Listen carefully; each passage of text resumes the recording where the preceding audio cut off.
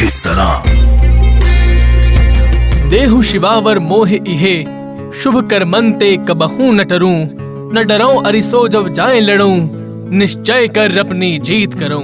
ये अंतिम शब्द थे पंजाब के उस वीर सिख नौजवान के, जिसने 1962 में भारत के चीन के साथ हुए युद्ध में अपनी शहादत दी और माँ भारती की रक्षा के लिए अपने प्राणों का उत्सर्ग कर दिया। लेकिन सांस रहते अपनी धरती पर दुश्मन की टेढ़ी नजर तक नहीं पड़ने दी। हम बात कर रहे हैं 26 सितंबर 1921 को मोगा पंजाब में एक सिख परिवार में जन्मने वाले सूबेदार जोगिंदर सिंह की। 28 सितंबर 1936 को उन्हें एक सिख रेजिमेंट में एनरोल किया गया।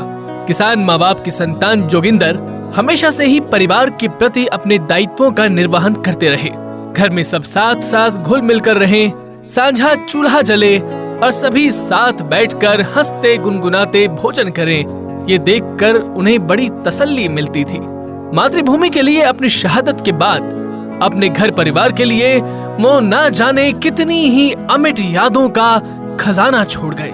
गांव में सब, उनसे बड़े उनसे छोटे, आज भी जोगिंदर को याद किया करते हैं। और यही कारण भी है कि सन 2006 में उनके नेटिव टाउन मोगा में डिस्ट्रिक्ट डीसी ऑफिस के पास ही में उनकी याद के तौर पर बनाया गया उनका स्टेच्यू आज पूरे जिले की शोभा बढ़ा रहा है।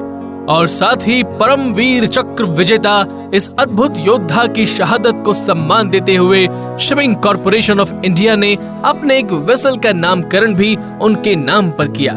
1962 में भारत और चीन के बीच हुए युद्ध में सूबेदार जोगिंदर सिंह नेफा के तवांग सेक्टर में अपनी पलटन के साथ तैनात थे कि तभी उन्हें बुमला एक्सिस पर तोंगपेंगला एरिया की एक पहाड़ी को डिफेंड करने का आदेश मिला। 20 अक्टूबर को उन्होंने चीनियों की बढ़ती गतिविधियों को वहां नोटिस किया, जो आने वाले दिनों में उनके द्वारा किए जाने वाले भारी हमले का संकेत दे रही थी। 23 अक्टूबर सुबह 5:30 बजे तवांग पर अपना कब्जा जमाने की इच्छा रखे दुश्मन ने बुमला एक्सिस पर 3 तरफ से आर्टिलरी एंड मोटार फायर का एक बड़ा और घातक हमला किया, जिसमें हर तरफ से उनके 200 सैनिक हमारी सिख रेजिमेंट के इर्द गिर्द थे। लेकिन पहली ही बार में जोगिंदर और साथी जवानों के जवाबी हमले में उनके पैर उखड़ गए। लेकिन दुश्मन बहुत ताकतवर था।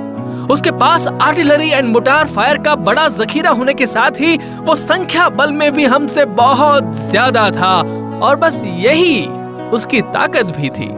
लेकिन वो कहते हैं ना कि तेजी बंदूक में नहीं बल्कि चलाने वाले के हाथों में होती है, और युद्धों का परिणाम हथियारों से नहीं बल्कि सेना नायकों और सैनिकों की हिम्मत से तय होता है।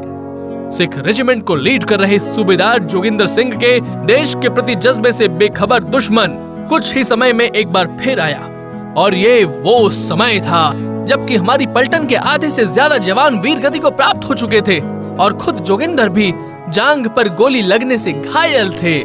लेकिन यही वक्त था जब एक सिंह की दहाड़ सुनाई दी। वाहेगुरु जी दा खालसा, वाहेगुरु जी दी फतेह।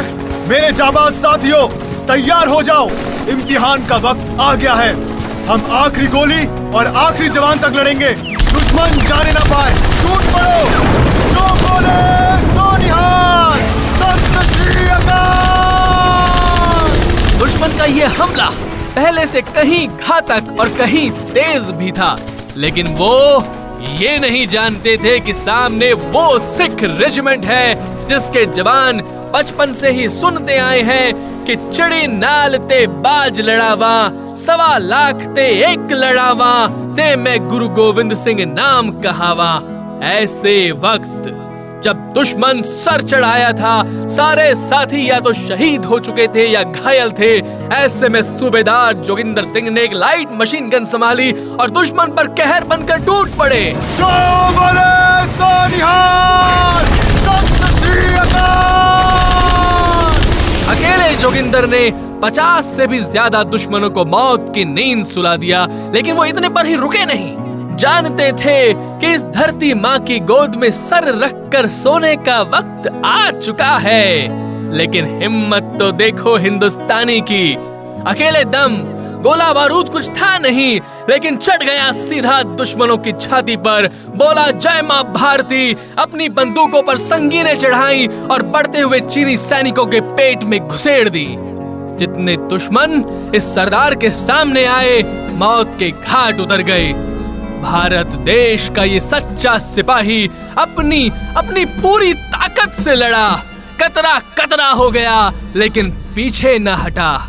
ऐसे निडर, प्रेरक नेतृत्व देने वाले और वीरता की पराकाष्ठा पर पहुंचकर देश के लिए कुर्बान होने वाले सूबेदार जोगिंदर सिंह को मरणोपरांत परमवीर चक्र से सम्मानित किया गया। असंभव और संभव के बीच अंतर व्यक्ति के संकल्प पर निर्भर करता है, और यही संकल्प युद्ध के समय एक जवान को हौसला देता है।